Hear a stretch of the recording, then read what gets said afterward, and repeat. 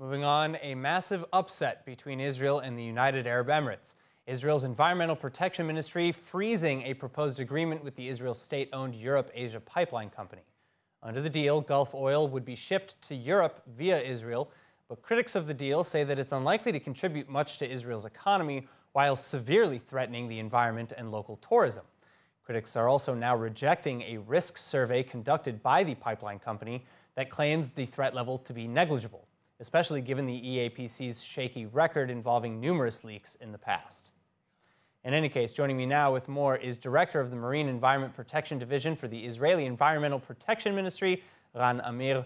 Ran, thanks so much for joining us. Now, the Environmental Protection Ministry, the Nature and Parks Authority, local coastal authorities, and some 20 other environmental groups, scientists, and residents are all saying that this deal will be disastrous. What are the specific risks and the concerns?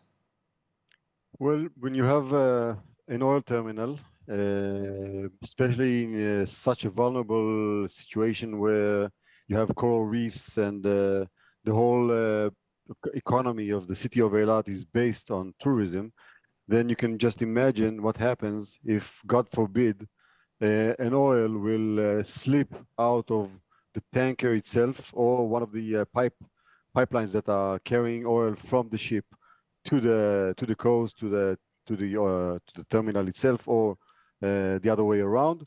Then you can just imagine what could happen in this vulnerable environment in Eilat.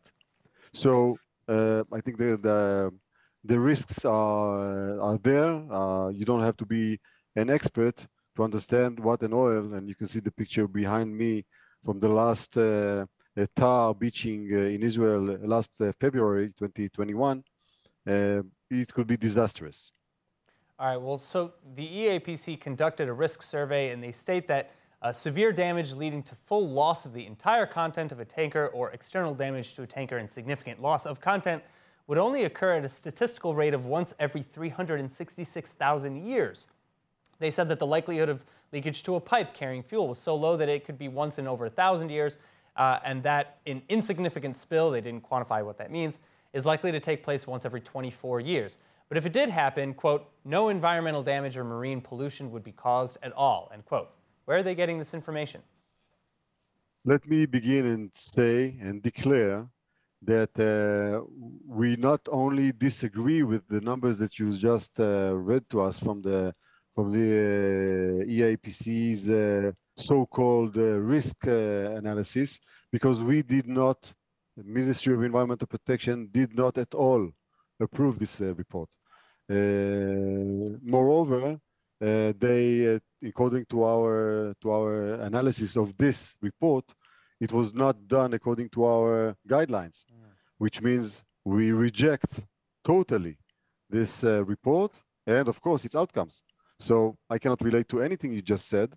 I can just say that this report must be redone because it doesn't say anything, and it was not taken seriously at all. So would you be in favor of a deal under any circumstances? Is there any way to maybe reach an agreement, maybe if a new investigation was conducted?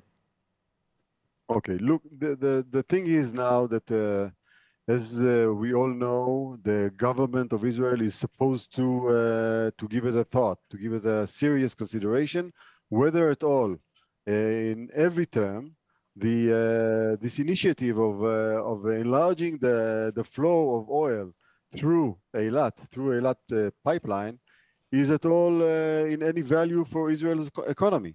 Okay, this is a big question that needs to be discussed in the highest levels of the Israeli government. After such a serious consideration, and only after that, we could try to think how we can abate and mitigate such risk when dealing with oil terminal. But first things first. First, we need to understand whether this deal is on. And it's not been decided yet. I would like to recall that the Minister of Environmental Protection, Ms. Tamar Zandberg, asks the Prime Minister to have this conversation, to have this discussion in the government, and only afterwards we can say what mitigating measures could be taken. And there are mitigating measures that could be taken, but first thing is first. And now I would like to state another thing. When you are talking about oil movement and oil shipment, you are talking about inherent risks. This is something that needs to be understood. Mishaps happen. Events happen.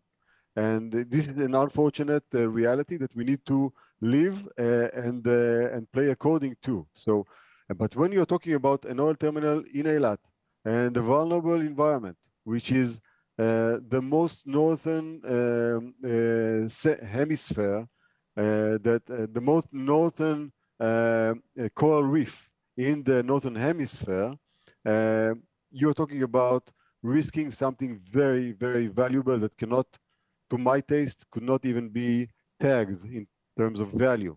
So as far as we are concerned, I think that this is an activity that should be avoided at all.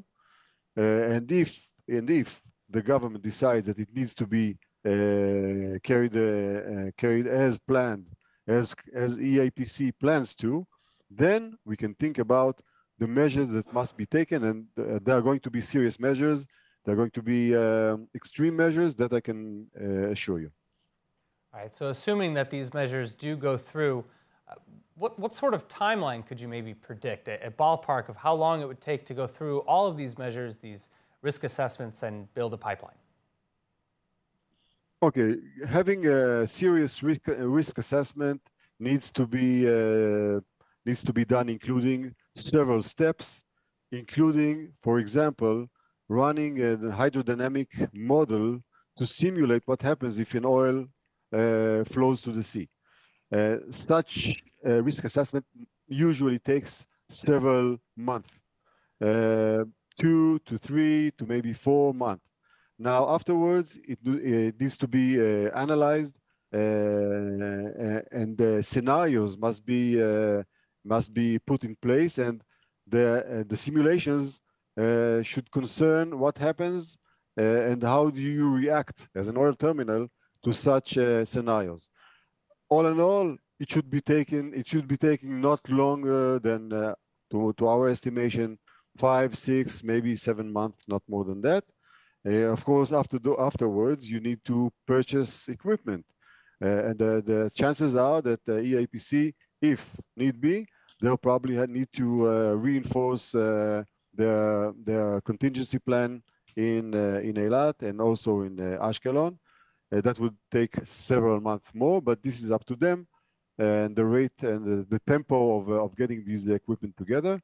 It could be taking a year, all in all, something like that. All right. Amir, thank you so much for joining us today. You're welcome.